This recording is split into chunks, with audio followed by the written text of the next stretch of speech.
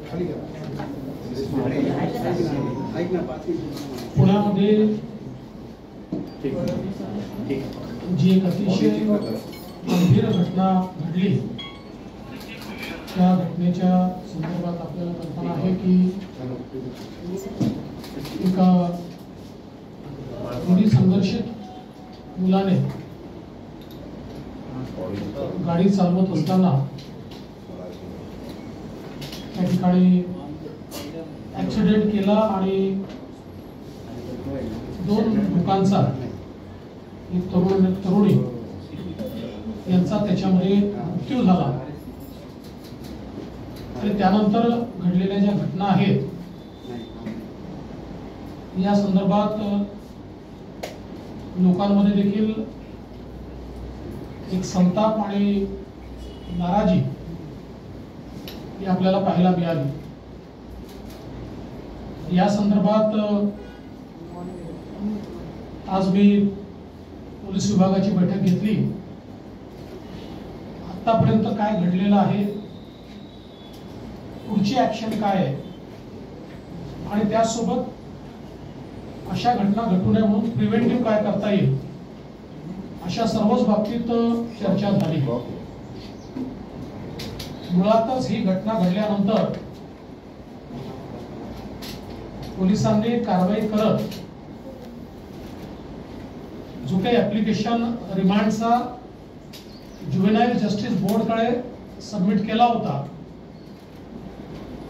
एकतर त्याच्यामध्ये अतिशय स्पष्टपणे 304 आयपीसीचा कलम हा मेन्शन केलेला आहे आणि स्पष्टपणे हे लिहिलेलं आहे की हा जो काही मुलगा आहे हा 17 वर्ष 8 महिन्याचा असल्यामुळे निर्भया कांडानंतर जे काही अमेंडमेंट झालं आणि 16 वर्षाच्या वरचे जी मुलं असतील त्यांना हिनियस क्राईम मध्ये ऍडल्ट म्हणून ट्रीट केलं जाऊ शकतं। या संदर्भात रिमांड ऍप्लिकेशन देखील माझ्याकडे आहे। अतिशय स्पष्टपणे हा मुद्दा मांडलेला आहे आणि याला ऍडल्ट ट्रीट करा आणि हा 304A नाही तर हा 304च आहे अशा प्रकारे पोलिसांनी त्या ठिकाणी प्रेस केलं होतं।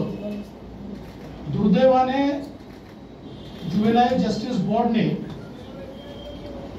त्याच्यामध्ये वेगळी भूमिका घेतली आणि ऍडल्ट ट्रीट करण्याचा जो अर्ज आहे तो नुसता सीन अँड फाईल अशा प्रकारे बाजूला ठेवला आणि रिमांडच्या अर्जावर त्यांनी मला असं वाटतं की अतिशय लिनियंट अशा प्रकारचा व्ह्यू घेत 15 दिवस सोशल सर्व्हिस करा आणि त्यांनी डी ॲडिक्शन करा अशा प्रकारच्या गोष्टी त्यामध्ये लिहिल्या।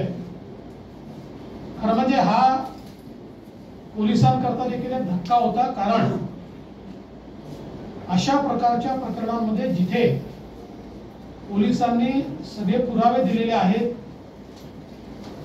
कुठल्या हॉटेलमध्ये तो आहे, काय केलेलं आहे, गाडीच्या संदर्भातले पुरावे दिले आहेत, वयाचे पुरावे दिले आहेत आणि सुप्रीम कोर्टाचे जे काही ऑर्डर्स आहेत त्याच्यानंतर जे काही झालेले अमेंडमेंट्स आहेत, या सगळ्या गोष्टी दिल्यानंतर खरं म्हणजे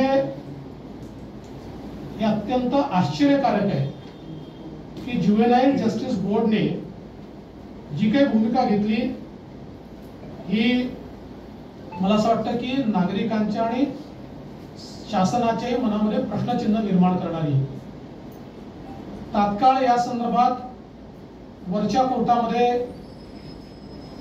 ऍप्लिकेशन मूव्ह झाली आणि ती मूव्ह झाल्यानंतर वरच्या कोर्टाने त्याचा कॉग्निझन्स घेतला आणि त्यांनी सांगितलं की या संदर्भात पहिल्यांदा तुम्हाला ज्युव्हेनाइल जस्टिस बोर्डकडे जावं लागेल, कारण त्या कायद्यामध्ये त्यांची ऑर्डर रिव्ह्यू करण्याचा अधिकार हा त्यांना आहे। पण त्यांनी जर रिव्ह्यू केली नाही तर मात्र तुम्हाला आमच्याकडे परत येता येईल. त्यानुसार ती ऑर्डर रिव्ह्यू करण्याकरता ज्युव्हेनाईल जस्टिस बोर्डकडे गेली आहे. कदाचित आज किंवा उद्या त्याच्यावर ज्युव्हेनाईल जस्टिस बोर्डचं जी काही रिव्हिजन मधली ऑर्डर आहे ती अपेक्षित आहे. मला असं वाटतं की वरच्या कोर्टाचा व्ह्यू बघता मोस्ट प्रोबेबली ते योग्य ऑर्डर देतील. पण त्यांनी जर दिली नाही तर वरच्या कोर्टात निश्चितपणे पुन्हा पोलीस जातील आणि पोलिसांनी ठरवलंय की अशा प्रकारे कुणालाही दारू पिऊन आणि बिना नंबरची गाडी चालवत कुणाला मारण्याचा अधिकार नाहीये. त्यामुळे या प्रकरणामध्ये जिथपर्यंत जावं लागेल तिथपर्यंत जाण्याची पोलिसांची मनीषा आहे. दुसरे याच्यामध्ये दोन महत्वाचे निर्णय पोलिसांनी घेतले. एक तर ज्यांनी अंडर एजला दारू सर्व केली, मला असं वाटतं की पहिल्यांदाच त्यांच्यावर ऍक्शन झाली आहे. 4 लोकांना अरेस्ट करण्यात आलंय. आजच कोर्टाने त्यांना 4 दिवसाची रिमांड देखील दिलेली आहे. त्यासोबत जो मुलगा आहे त्याच्या वडिलांवरही त्या ठिकाणी गुन्हा दाखल करण्यात आलेला आहे. कारण कायद्याच्या अंतर्गत आपला मुलगा अज्ञान आहे हे माहिती असून त्याला गाडी देणं हाही गुन्हा आहे. त्याच्यामुळे त्याच्यावरही त्या ठिकाणी पोलिसांनी त्यांच्यावरही कारवाई केलेली आहे आणि त्यातली पुढची कारवाई लवकरच पोलीस करणार आहेत. मला असं वाटतं की या प्रकरणाला अत्यंत गंभीरतेने पोलिसांनी घेतलंय आणि मला विश्वास आहे की अशा प्रकारे 2 लोकांचा अपघातात मृत्यू होऊन लिनियंटली सोडून देणं हे काही सहन केलं जाणार नाही. त्यानुसार त्याच्यावर उचित कारवाई चाललेली आहे. त्याच्यात न्याय हा निश्चितपणे मिळेल. यासोबत काही मूलभूत मुद्दे देखील चर्चेला आलेले आहेत या प्रकरणातनं. त्यामध्ये रेसिडेन्शियल एरियातले पब्स असतील हा एक महत्वाचा मुद्दा आहे. त्या ठिकाणी आयडेंटिटी चेकिंग कुठलं होत नाही हा देखील महत्वाचा मुद्दा आहे.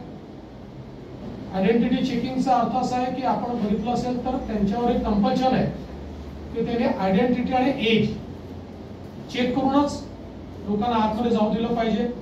त्याचं चेकिंग कुठे होत नाहीये. त्या संदर्भात एन्फोर्स करणं आणि सीसीटीव्हीतनं ते मॉनिटर करणं अशा प्रकारचं एक पोलिसांची चर्चा झालेली आहे. ते करणार आहेत.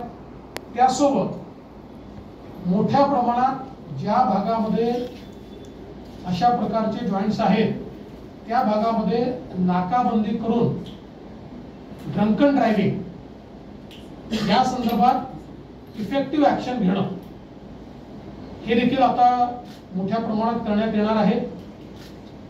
आणि विशेषतः ज्यांना लायसन्सेस मिळाले